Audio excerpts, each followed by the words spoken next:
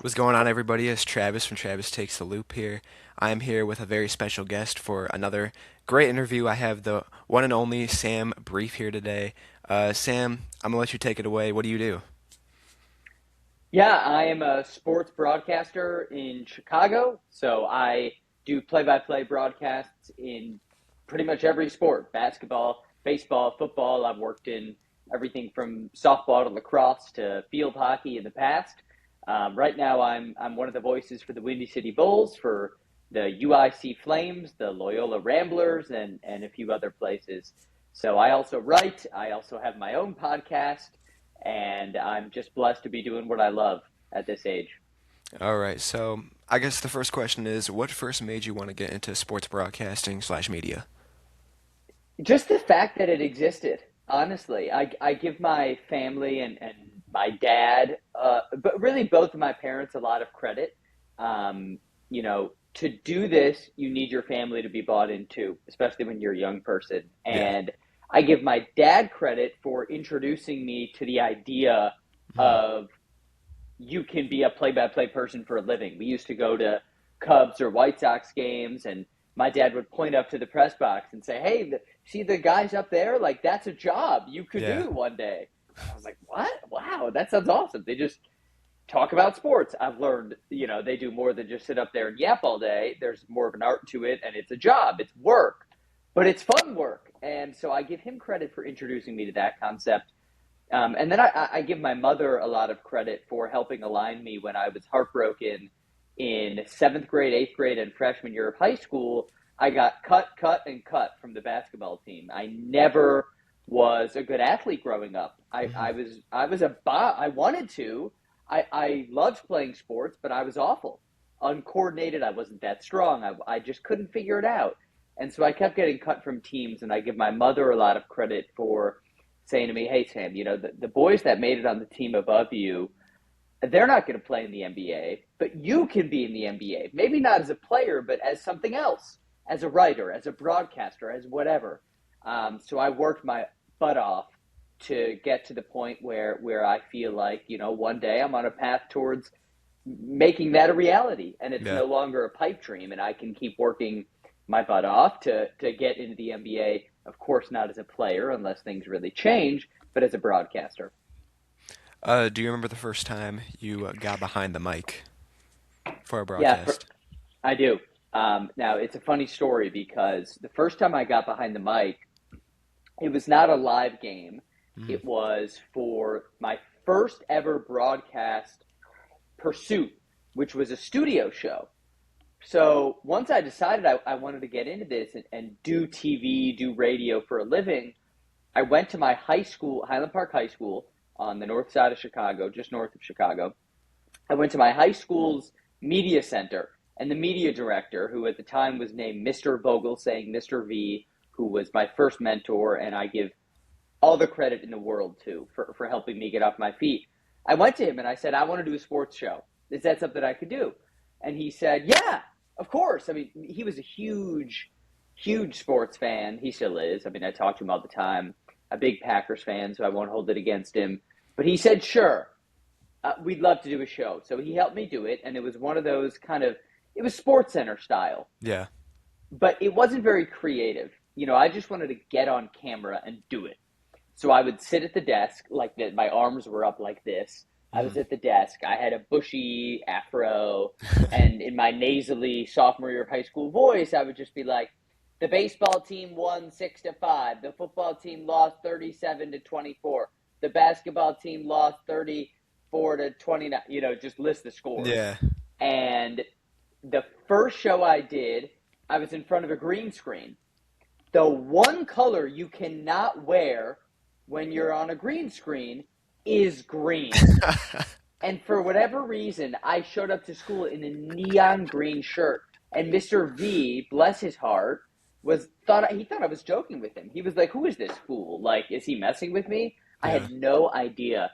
So we had to spend so much time editing out the shirt. I mean, it just messed up everything. But it was at the time the most thrilling thing in the world. I thought I was going to win, the Emmy of all time for this show. It was amazing. I watch it now and cringe. but it was a beautiful thing because it gave me my start. What was the show called? So it was called the first show was called the HP Sports Minute, but then I said, you know what, my last name is Brief, Hmm. and that's a word, and that's a Yeah. blessing. So I need to embrace that. So I changed it from the Sports Minute, which is generic and boring and no one remembers, Hmm. to the HP Sports Brief. And Sports Brief as a phrase really took off. What was the biggest challenge early on trying to break into the industry?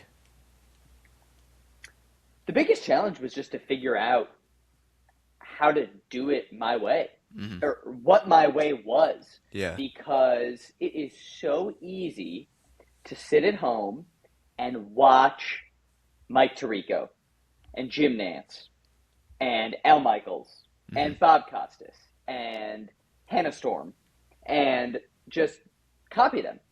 Yeah.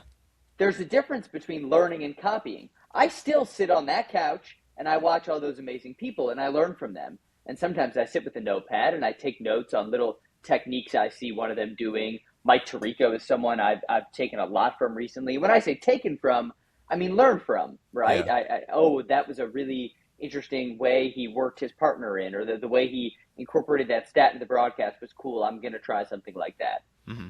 But it's very different from what I was doing in high school, which was just copying, or Yeah. like not having my own style. I would Hmm. just go on air and try to be Jim Nance. You Yeah. can't just go on and go, hello, friends, welcome to the Masters. Like, no, that's what Jim Nance does. That's not what Sam Brief Hmm. should be doing. Sam Brief should be doing what Sam Brief does. So, as a young person in high school and then even in college, and even a few years out of college, it's a lot of figuring out who am I? Hmm. Who am I on air? Yeah. What is my personality? What is my style? Am I someone who is super high energy all the time? Am I someone who is cool as a cucumber? Am I someone who's stat heavy? Am I someone who's leans into my color commentator a lot? Like it should be a combination of all those things in Hmm. theory, but um, figuring out my style was the biggest challenge and not just copying the greats. Yeah. So that kind of leads me to my next question. How would you describe your style as a broadcaster? Yeah, I love the question because I think every broadcaster should have a good answer to this. And, my number one, I think the number one calling card of my style, I think if you listen to my broadcast, you will know that I am happy to be there Hmm. and that I want you to be happy to be watching it. I firmly believe that sports, for all of human history, have been an outlet for fun, Hmm. for a diversion from life. When you're watching sports, you, in theory, aren't stressing about your job or your medical expenses Hmm. or the drama that you had with your girlfriend last night. Like, you're watching the game and you're Yeah. happy to be watching the game. So I like to think that as a broadcaster, I lean into the joy of it. Hmm. Um, I am a combination of very positive and upbeat, but also very storytelling driven. And that comes Yeah. from my background as a journalist. Long before I ever picked up a microphone, I was doing sports writing. I still do sports writing. I'm writing a book. I love to tell stories. That's a Yeah. big part of my personality just as a person. So my style is positive and upbeat. It's everything is with a smile, not everything, but things that should be with a smile are Yeah. with a smile. If you're reporting on a horrible injury, you're not going to smile. I'm a realist. Um, and then also very storytelling driven. I am much more likely to tell you about the star point guard and his amazing relationship with his grandma from Austria who flew Hmm. halfway around the world to go watch her grandson play. I'm more likely to talk about that than his assist to turnover ratio. So, another question is how much preparation goes into calling a game before you even go on air? Tons, tons, and it never stops. And I think I don't understand how you could do the job if you don't love the preparation. To Hmm. me, that would be like being a doctor who doesn't like seeing patients. Yeah. It like you cannot do the job without it. And Hmm. I spend significantly more time preparing than I do broadcasting. Yeah. And I don't think that's that unique. I think that's how a lot of people are, and I think that's also how athletes are. I mean, Mhm. think about it. Do you think LeBron James spends more time working on his game or literally playing in the 82 games a season? Obviously, he spends more time working on his game because Yeah. it's not just official sanctioned team practices, it's the strength and conditioning work he does on his own. Mhm. It's um, he does yoga, he watches film, he focuses on his nutrition. So Yeah. when I say preparation, of course I do a lot of, let's say I'm going to do a game between the Windy City Bulls and the Motor City Crews. I'm going to learn the Motor City roster. I'm going to learn how to say the players' names. I'm going to learn their life stories and their stats and all the storylines for the game.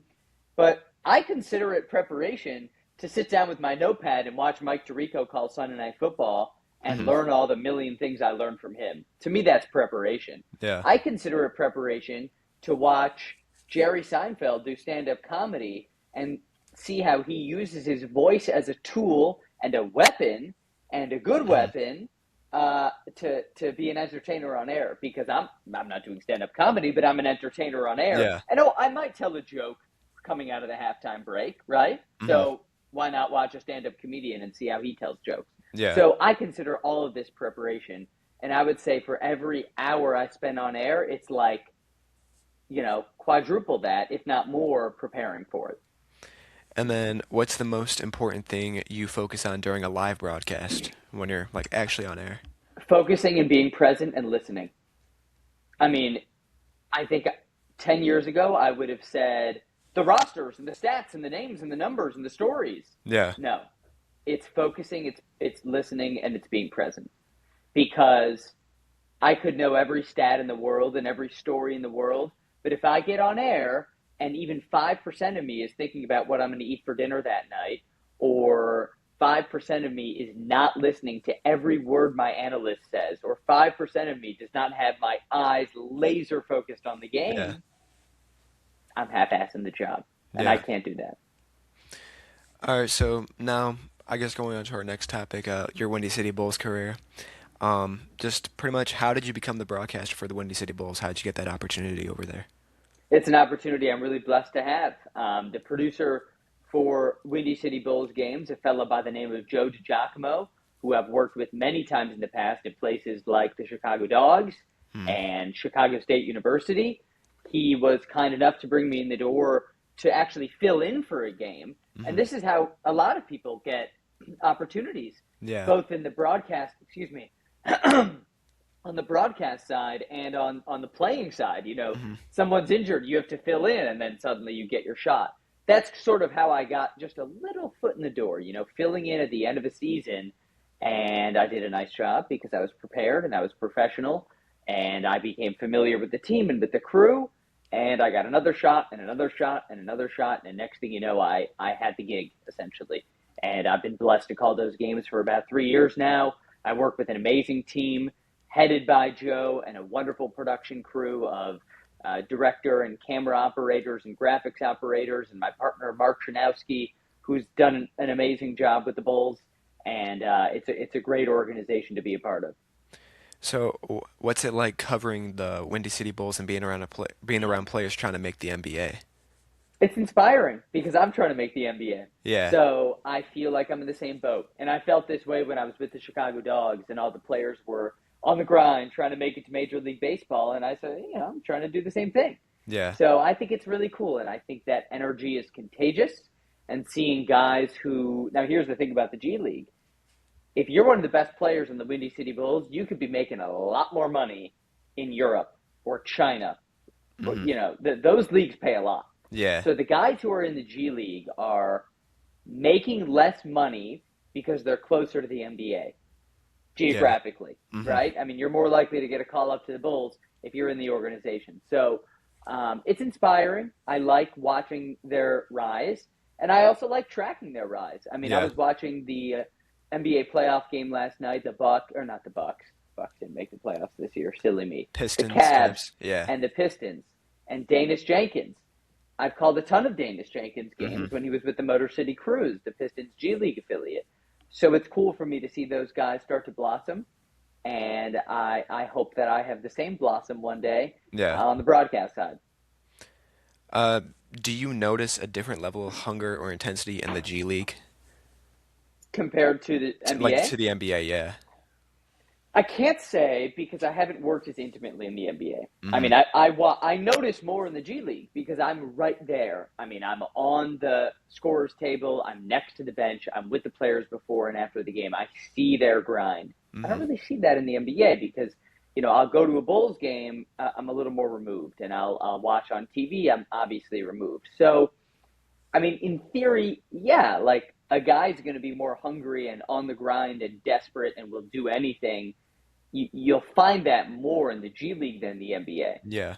But I don't want to make it sound like all NBA players are complacent. I mean, there are guys in the NBA who will fight like hell to Yeah. get more minutes and save their roster spots. I mean, Hmm. for every LeBron James, there's 30 guys who are fighting to stay on the roster, right? It is the most selective league in North America. I think that's what people Yeah. need to realize about the NBA. Think about the NFL. You got 50, if not more, guys in every roster. MLB, 25 plus. NHL, about the same number, right? NBA, you've got really, when I talk rotation players, about 10 who get consistent minutes in the NBA Yeah. times 30 teams. That's 300 players. And this Hmm. is a sport that's now played all over the world. So Yeah. if you are a consistent roster guy in the NBA, you're damn good. Hmm. And you've got to fight to keep it. What's something fans don't realize about the G League experience when they go to a game, or if they've never been to a game? Hmm, that's a really interesting question. I would say that G League players are really, really, really good. And this sort of is to bounce off of my last point. The NBA is the most selective league in North America. Hmm. It is so hard to make it to the NBA. And the players in the G League, if the NBA is this, the G League is right there. Like, I don't think fans realize how close a lot of G League players are to being NBA superstars. I mean, again, last night I was watching Max Strus. He was with the Windy City Bulls. Alex Caruso, I was watching 2 nights before that. Yeah. He was with the Windy City Bulls. I mean, these guys are right on the precipice. And also on the flip side, I watch college basketball. I'm a big Big Ten guy. I went to Northwestern. I grew up a Wisconsin guy. I Hmm. mean, the G League games I call, it's like college all stars. I mean, think of the best college basketball players of your childhood. Hmm. It's like the best of the best that just barely didn't make the NBA. Maybe they got hurt. Maybe it was circumstantial. Maybe they got squeezed out of a spot. But I got to say, the G League is really high level basketball. And I think fans think, oh, the G League, it's a lower level. Yeah, obviously, it's not the NBA. I'm not saying it is, Hmm. but it is a very high level. Yeah. So I guess moving on to the college department of because you said you call UIC games in Loyola Chicago. How different is calling college sports games compared to the G League? The fundamentals of what I do are the same, Hmm. right? It is basketball. I'm just talking basketball right now. It's basketball play by play. Hmm. It's just at a different speed. Yeah. And I think, again, this is probably the third time I've drawn some sort of comparison between the broadcast and the playing side of it. A Hmm. player might say the same thing. It's the same sport. It's just slower in college, Hmm. and that's not a bad thing. I mean, they are more raw athletes, right? They haven't. I would not expect a 19-year-old college basketball player to be moving as quickly and making strong moves like a 29-year-old seasoned professional. Yeah. So it's just slower, which Hmm. honestly, as a broadcaster, it sometimes it makes the job a little bit easier. Yeah. If I have a college game on a Thursday night and a G League game on a Friday night, the first like couple minutes of the G League game, I might need to be like, all right, we got to ramp it back up here. You got to move quick Hmm. because if the game is happening faster, I've got to think faster, talk faster, just kind of operate faster. But I say talk faster. I can't let myself get sped up too much. That's the thing. Hmm. I can't call a college game like this and then call a G League game like this. Like you don't want to sound like you're on drugs or anything. You got to be chill. Yeah. So it's about letting your mind move fast, but your body moves slow. So it's a very similar experience, but it happens at a slower pace. And but the stories we're telling are different, right? Hmm. And again, a 19-year-old hasn't lived as much life as the 29-year-old. Yeah. So just the nature of the stories and the nature of the stats we're using and the elements that we incorporate into the broadcast are quite a bit different on the college side. Yeah. What do you enjoy most about the atmosphere around college basketball? Oh, it's just the fan energy and just the pure nature of it, which I hope we don't lose. I love, we had a game this year, UIC and Illinois State, and it was electric. It's like a Saturday, and Yeah. the student section was full of UIC fans, and there were a ton of Illinois State fans too, who made the drive up from Bloomington Normal, which isn't too far. And it's just the energy felt great. The Yeah. band is playing, like the cheerleaders. Like I love the pageantry of college sports. And you don't get that nearly as much even in the NBA, right? In the NBA, you go to a game and it's an amazing experience. It's the best athletes in the world, Hmm. but there's no band, there's no student section. It's Yeah. just different. And I'm a sucker for the classic college stuff, college football too, right? Like it's just beautiful. So Yeah. and that's a part of my job is Hmm. to bring that out. So I am much more likely in a college game to let something breathe when I hear the band playing and the student section screaming than in a G League game where you just hear a different atmosphere. Yeah. There's not as much of an atmosphere really to let breathe. So I might have to compensate for Yeah. that. So that's my favorite part about doing college games. Is there a college game or moment you've called that really stands out to you? Oh yeah. Let me think. So many moments, Travis. So many amazing moments, and that's why we do the job. It's just a never-ending cycle. I could pick out of my hat. Oh man, I did a double overtime game this year. I love double overtime. Yeah. I mean, overtime's fun. Double Hmm. overtime is awesome because going into double overtime, you just look around. You're like, what the hell are we doing? It's just so fun. It was UIC and Bradley. Bradley's best three-point shooter, Alex Hubricks, hit a game-tying three with a couple of seconds left to send it into overtime. Hmm. UIC made an amazing play to send it into double overtime, and this was a really important game in the Missouri Valley, and it was just epic. Like guys making, when there's a game where guys are just making plays, Yeah. and the shot goes up, it's going in, right? It was one of those, Hmm. and I had so much fun calling it. Our crew was on fire. Replays, graphics, cameras. My broadcast partner Joey Lane was on fire. I felt smooth. It was just one of those atmospheres. The band sounded good. The cheerleaders were dancing. The fans were screaming. Like it was just one of those days where when you work in college sports, you live for that. So I Yeah. would say, just thinking recency, that was an amazing moment to be a part of. And then what about like an all-time moment? Is there like an all-time moment that you can think of? Or Oh, yeah. So I spent 5 years as the voice of the Chicago Dogs, the hmm. minor league baseball team out by the airport in Rosemont. Yep. Seen that And stadium. it's beautiful. I'm sure you've driven past it and Yeah, I've driven flown past it over it many before. times. Yeah. And I've been in that press box thousands of times. And my final season with the Dogs, they finally broke through and made it to the American Association Championship Series.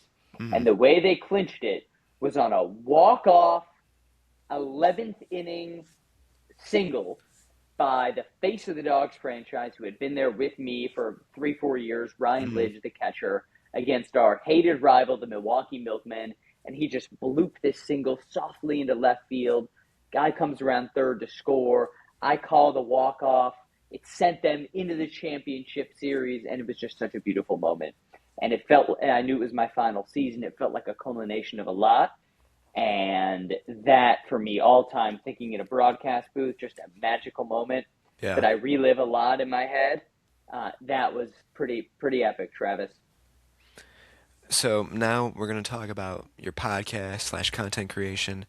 Mm-hmm. Um, what made you want to start your podcast, the Mental Game? Yeah, so in 2020, during the pandemic, I was really suffering. Hmm. My mental health took a turn. Hmm.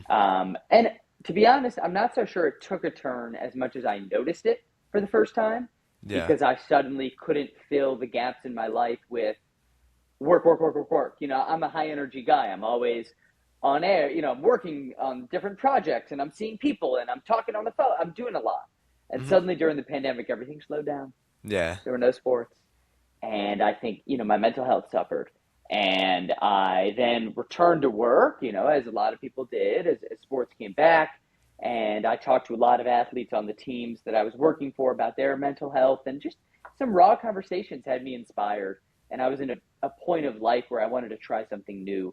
And I grew very passionate about mental health, and specifically in sports, where specifically, high level athletes were thought of as these like titanic figures with, brains of steel that didn't think anything and were perfect. And I wanted to help buck that trend and reverse that stigma. And I was interested in it. So Mm. I decided that starting a podcast would be an interesting thing to do, to try to maybe make a difference in people's lives. And I've thoroughly enjoyed doing it. And I've learned that it is a great way to be an outlet for myself, and a great thing for people to listen to, I hope. And how different is it for podcasting compared to live broadcasting? Oh, it's so much different. It's quieter, right? It's you're trying to make everything as quiet as possible in your home studio, and I know you've got your home studio too. Um, but it takes a different muscle, I think. Hmm. Play by play is the art of captioning and capturing the moments and Hmm. elevating the moments. And the podcast is creating something compelling. When Yeah. I do a broadcast, the compelling thing is there. That's the game.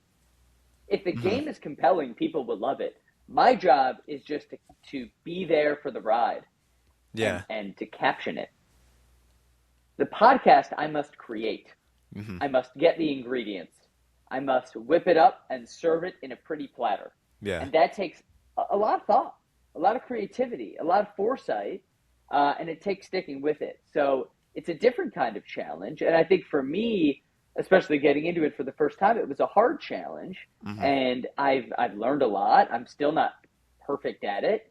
As you know, you're constantly trying new things and tinkering with new ways to record it, new ways to edit it, new ways Yeah. to present it. Um, but I enjoy it. It's fun. It lets me be experimental. Sometimes I feel like a chef when I'm Hmm. doing it. Like, oh, I'll try this, new spice or new recipe. Right? It's very fun. So, what have you learned from interviewing and talking with different people through your podcast? That the most important thing is to listen. Hmm.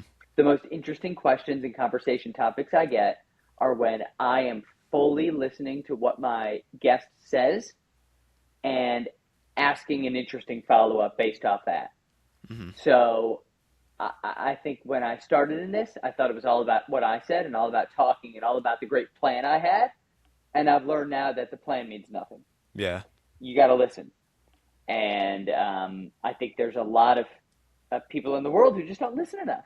I Yeah. think sometimes I don't listen enough. I challenge myself to do it more. And I find that my podcast is at its best when I listen and respond. Hmm. Uh, what's something you've learned from hosting the mental game that stayed with you personally? Great question. Great question. Um, I've learned to always be learning. Always be learning. Honestly, sometimes I joke that the mental game is just an excuse for me to learn from interesting people, Hmm. because I can email them and say, hey, I have a podcast. You want to come on? Yeah. I've had some of the most interesting sports psychologists in the world on my show, Hmm. and I learned so much from them. I mean, the same lessons that help a great athlete be great can Hmm. help a great broadcaster be great, or a great parent be great, or a Hmm. teacher be great. Yeah. We're all humans. So I've learned to always be learning. I can learn from anyone in the world, right? Hmm. And we're never too old or never too good to do that. So, do you think lessons from sports psychology apply to everyday life as well? Oh yeah. Oh yeah. I mean, something in sports psychology I love learning about is the concept of the zone, Yeah. right? You hear athletes talk all the time. Oh, I was in the zone. I was in the zone. I get Yeah. into a flow state. You Hmm. hear that a lot. Um, okay, so to use our friend LeBron as another example, if LeBron is in the zone Hmm. and he puts up a 45-point triple double, Yeah. I can be in the zone to put up a 45-point triple double equivalent in my broadcasting work. Hmm. I can be in the zone when I'm calling a friend to catch up, Yeah. You can be everyone knows there's a big difference between, let's say you're on the phone with a friend catching up. There's a big difference between being in the zone for Hmm. that conversation Yeah. and being absent-minded. Hmm. Everyone knows there's a big difference between being in the zone for a project you're working on that you really don't want to do. Let's say it's for work and it's a Yeah. presentation or something. If you're in the zone working on that, you're going to crush it. Hmm. So I focus on, how do these athletes get in the zone? What sort Yeah. of breathing techniques, what sort of focus, meditation techniques do they use to get into the zone? Things like that are things I learned from. How do they deal with high pressure situations? Hmm. Sometimes I feel high pressure. Oh, we got a big Yeah. game tonight. We're on a big network. Sometimes I feel those nerves in my belly. What Hmm. sort of deep breathing can I do to deal with that and still operate as my best? So I absolutely learn day to day life stuff, broadcasting stuff from these athletes, because I think sports sometimes are just a reflection of life, really. Yeah. And then I guess the last thing about the about your podcast is who have you had on there before? Who are some people you've had Oh, on there? lots of people, lots of people. I'm almost at 100 episodes. I've had everyone from Olympians like gold medalist, or sorry, not gold medalist, bronze medalist Jason Brown. I've had NFL players like Jerry Azuma. I've had NBA players, and I've had some of the top sports psychologists in the world on the podcast. Authors and mental health practitioners and mental skills coaches. Hmm. Lots of I try to have a wide range of people from all over the sports world. All right. Now, next, it's just this is more of like advice, motivation to people out there that want to be what you want, what you are right now. Um, what advice would you give to someone trying to get into sports media or broadcasting? Well, I would say the number one thing. No, I'm going to go sort of twofold. I'm going to go three. Sorry, Okay. because I can't boil it down to one thing. Yeah. Three main things. Number one, enjoy what you do. Hmm. I'm sure you have friends who are working in fields that they don't enjoy, Yeah. and they might be making more money than you, Hmm. and they might not work as many nights and weekends and holidays as you, but they are not doing what they love, maybe. Yeah. If you're making a choice to make some of those sacrifices of, finances, schedule, whatever, to work in sports, to broadcast, whatever you're doing, make sure you enjoy it and make sure you remind yourself that you're enjoying it. And Hmm. if you're not, it's time to stop. So Yeah. enjoy what you do, stay focused. And when I say focus, I mean stay locked in on your path, but also stay focused while you're doing the thing. If you're on air, be focused on the game. If you're writing a story, be focused on your writing. If you're interviewing someone, be focused on what they're saying to you, because the Hmm. people who make it are the people who listen and focus. Yeah. And then number three is always be reaching out to people. Hmm. Your network is never too big. It's pick up the phone, talk to someone, ask someone for advice, ask someone for a job, ask someone to look at your stuff. This is a very giving, open industry, but it's only as giving and open as you make it by taking Yeah. advantage of that. What's the biggest lesson you've learned throughout your career so far?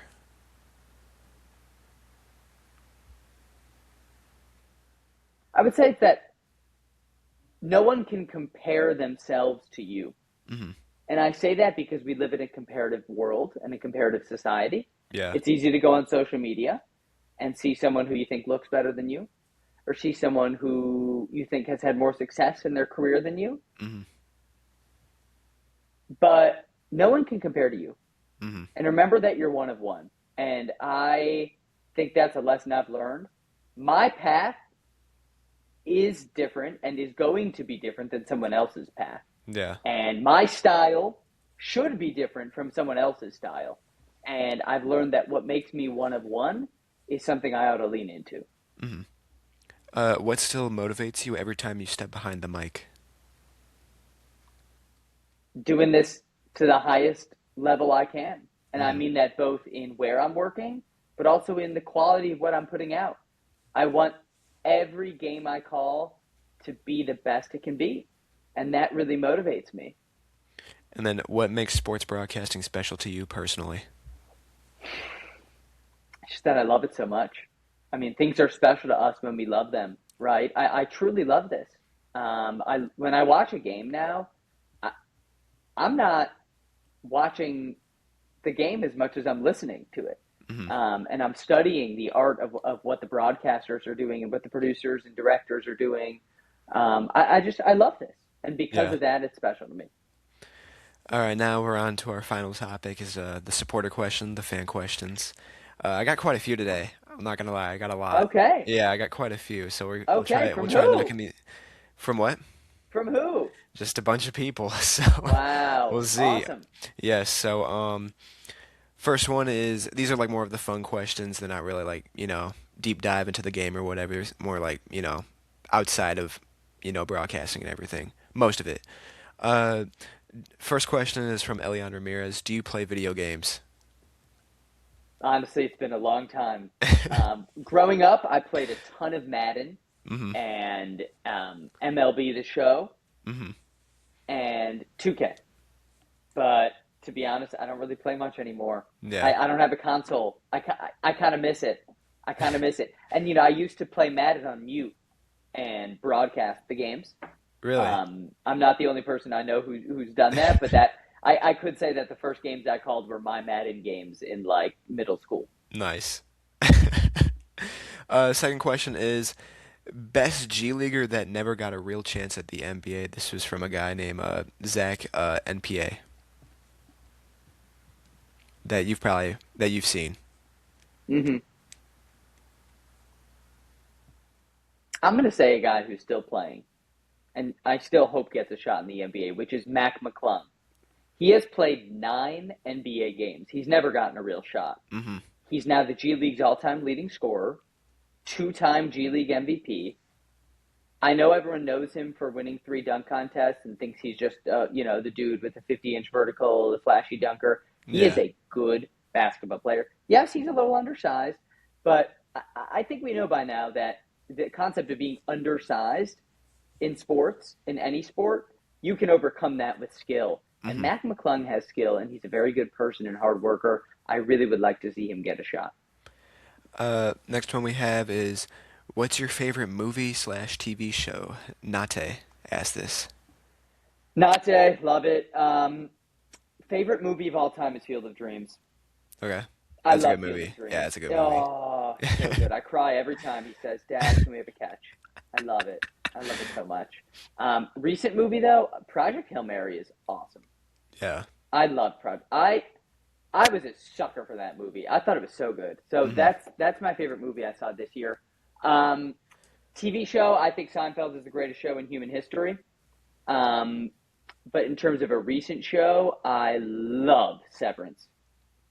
I Okay. think Severance on Apple TV is so good, and I feel like it's going to be another year before the next season comes out, and I'm heartbroken. I need it to come out now. I love Severance so much. Yeah. Uh, Same guy again, Nate. He asked, "What music?" Nate. Yes, I know. What music do you listen to? Okay. Right now I'm obsessed with Noah Khan's new album, The Great Divide.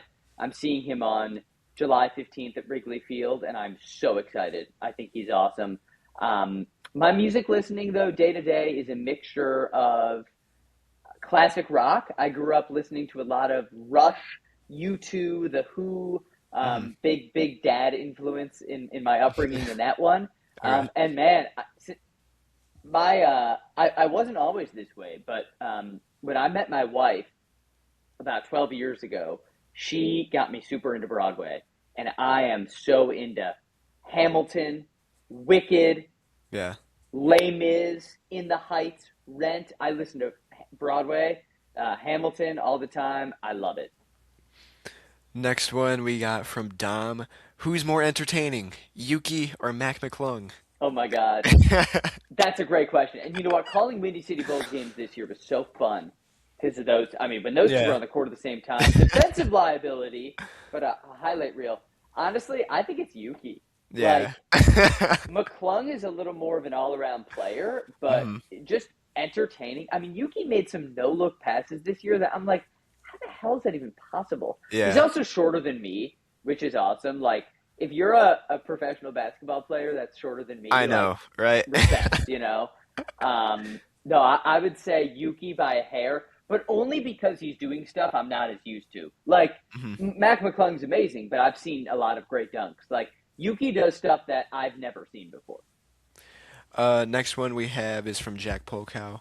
What do you think about the new UIC transfer, Gabe Cupps?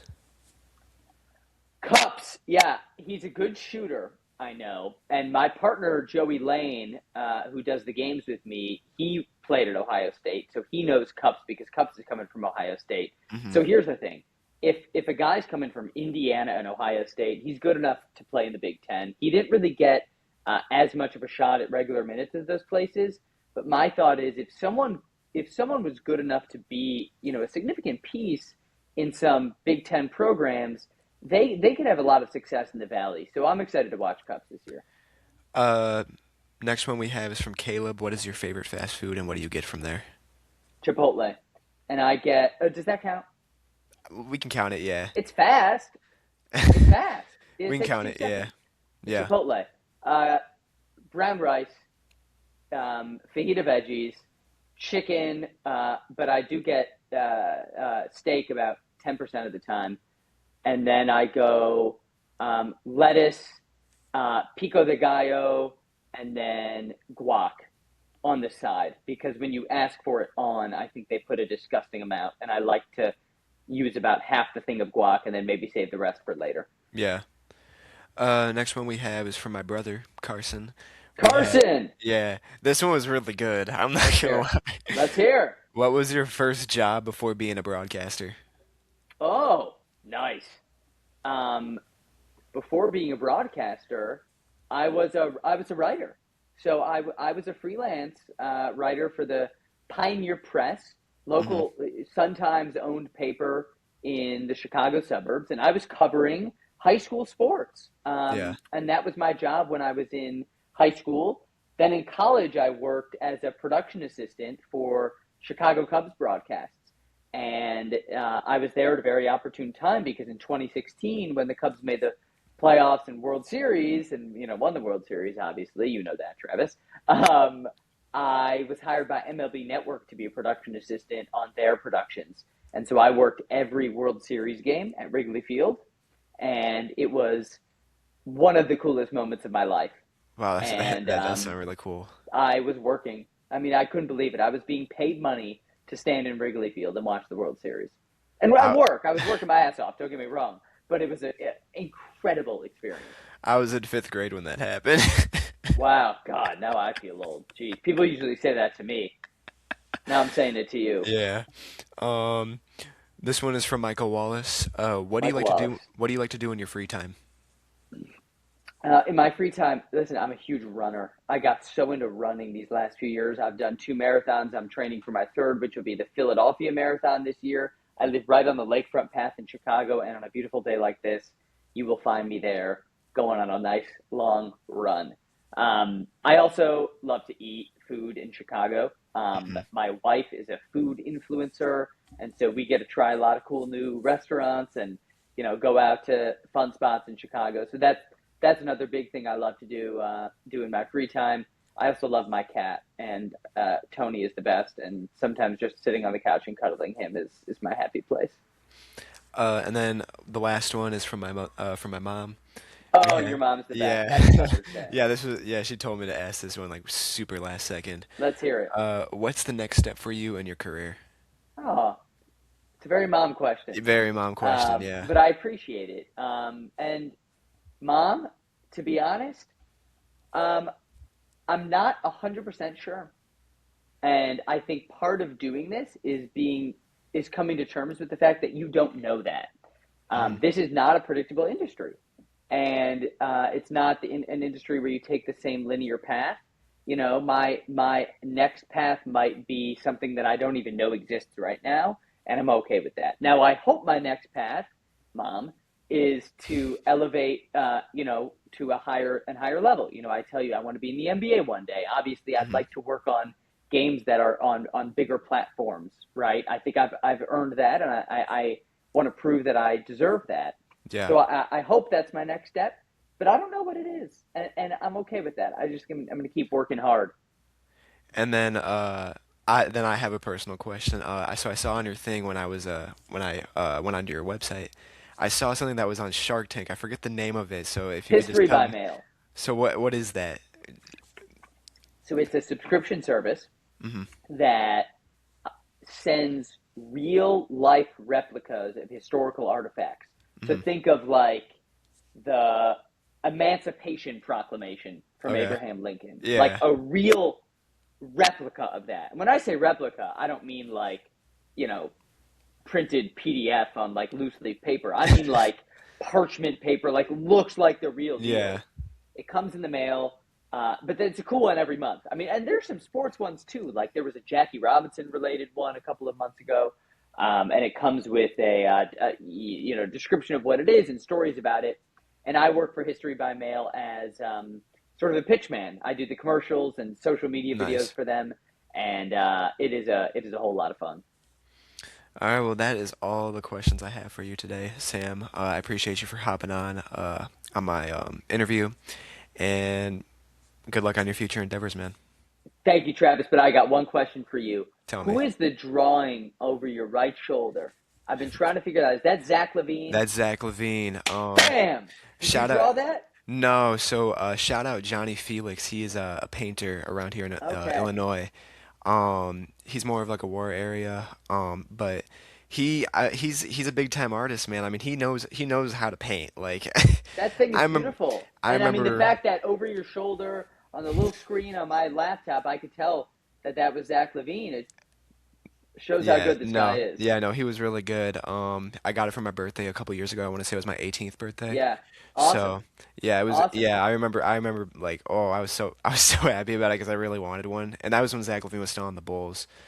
And then I guess the other thing I might as well talk about my other thing is that is an Iota Sumu jersey, Io, yep. and the only reason why that's hanging up is because DeMar DeRozan actually signed it when I went to a game. DeMar signed an Io jersey. Did he say anything to you? Like, Nah, why the hell are you nah, giving he me an did. He Io didn't say. jersey? He didn't say anything. He was signing like everybody's I'm sure he whatever. signed weirder stuff before than an Io Probably, jersey. yeah. He probably didn't So even notice. yeah, so it was like That is so I have it funny. hanging up now because it's like there's no I can't wear a jersey that's signed, so that's why I don't really ask for much autograph stuff because I want to wear stuff. So Dude, I think that's cool. I bet you have the only Io DeSumo jersey signed by DeMar DeRozan. I know, yeah, it was a fun time when I got That's it. hilarious. Um, That is hilarious. yeah, I remember the game vividly. I thought they were gonna, the Wizards, the worst team in the NBA. I thought they were gonna win that game by like a bunch of points. They lost that game, but it's all Oh, right. It's oh, all right. But happens. yeah, but that's what's in the back over here. But Love it. I appreciate you for noticing that though. Of course, man. Of course. And listen, I want to say thank you. You asked great questions, very thoughtful, and I appreciate you reaching out to have me on the pod. And listen, if you ever want to do a follow up and have me on again, if you have more questions and want to do anything else, you just let me know. I'm I got here, and if I can ever help you or anyone listening in any way, find my contact info. It's not that hard to find, and send me a note. you. All right, perfect. Thank you, man. Thank you, Travis. Yep.